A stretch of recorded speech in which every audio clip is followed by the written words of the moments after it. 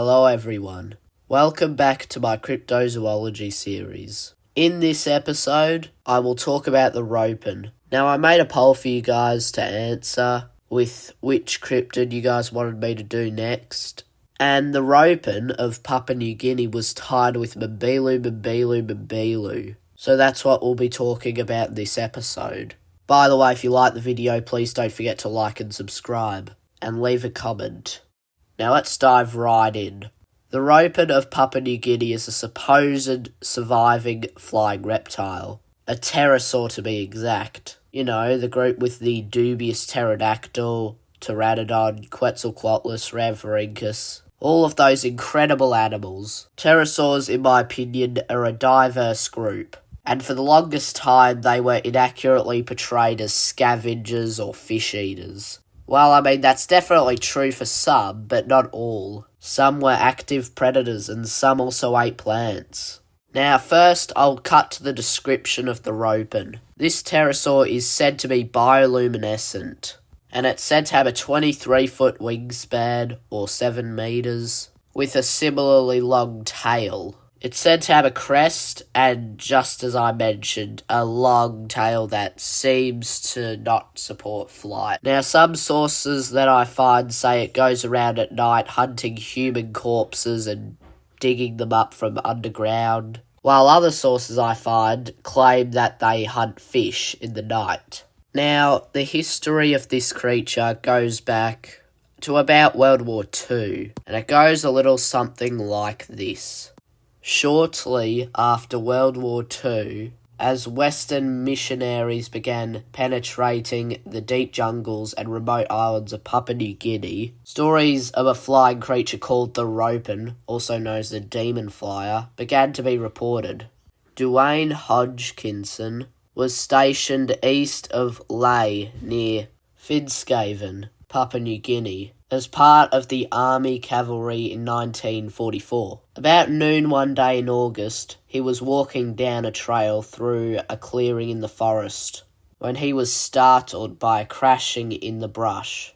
As he watched a large bird-like creature ponderously rise from the ground, it circled and flew away.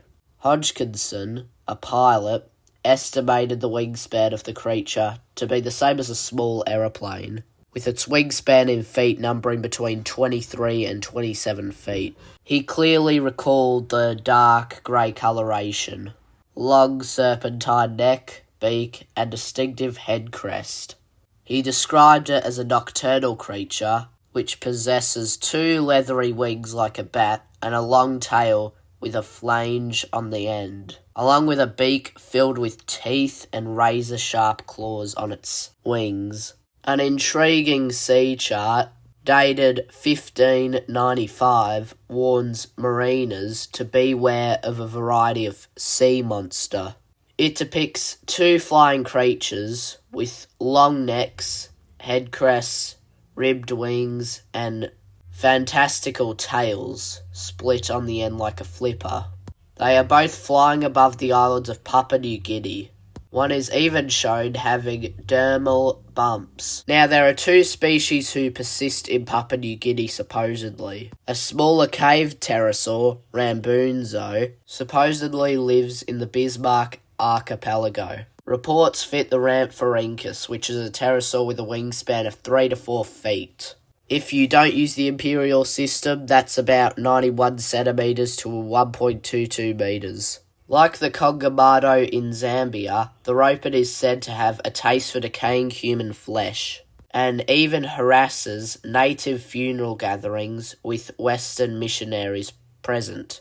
Carl E. Ball of the Creation Evidence Museum conducted an expedition to Manus. He went with missionary Jim Bloom. He observed one of the creatures through a monocular night scope, and he snapped a picture of strange prints in the sand the next morning. Now, the rest of the story goes on for a fair bit longer, but I don't really have enough time to discuss it, so we'll leave it right here.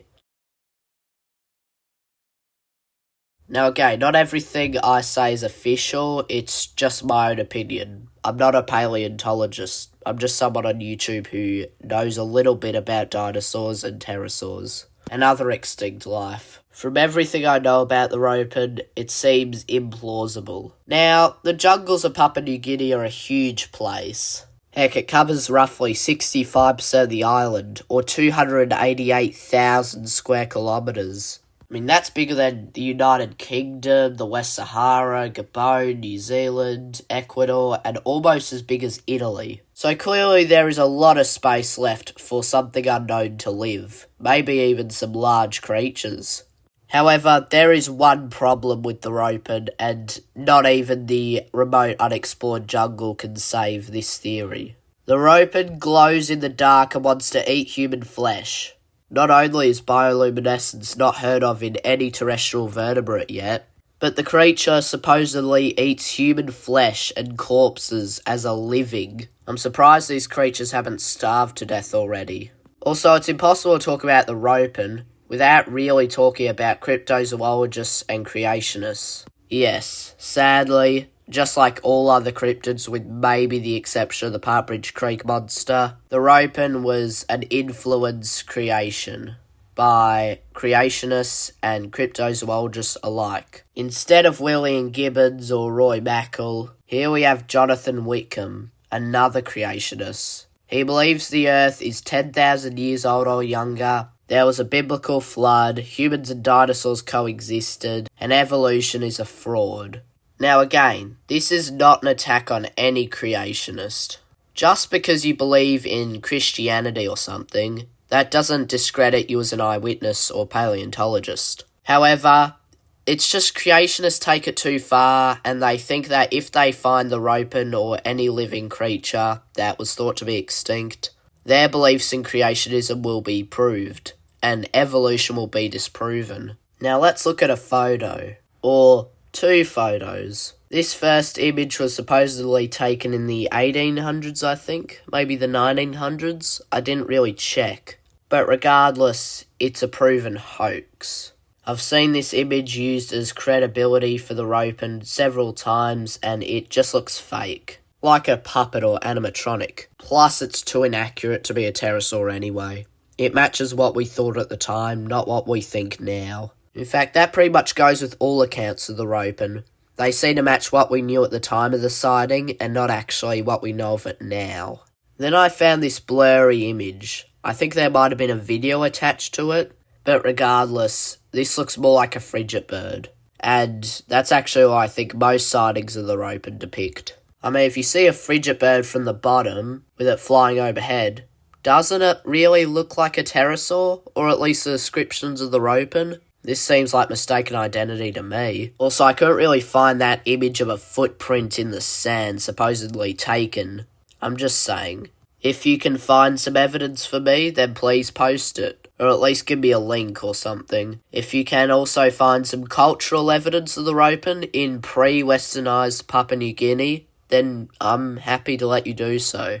I can't really find any though. So clearly the Ropen doesn't have any hard evidence. Neither in culture or in photographs am I convinced. So while sure, there is a lot to discover in the jungles of Papua New Guinea and other places on Earth, there's next to no chance of there being a large pterosaur. There is just one thing I can say for certain.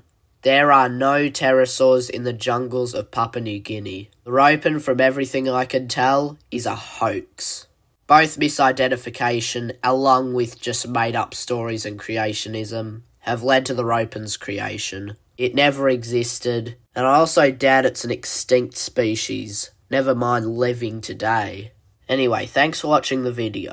If you have any evidence of the Ropen, I'm glad to let you show me, maybe give a link. But yeah, it's a hoax. Please don't forget to comment your opinions, please leave a like, subscribe, and I'll see you next time. Bye.